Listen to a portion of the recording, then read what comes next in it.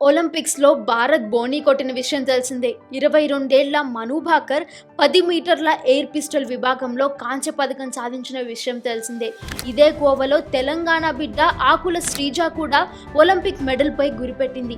25 ఏళ్ల ఆకుల శ్రీజకు ఇవే తొలి ఒలింపిక్స్. పతకమే లక్ష్యంగా ఆమె ముందుకు కదులుతోంది.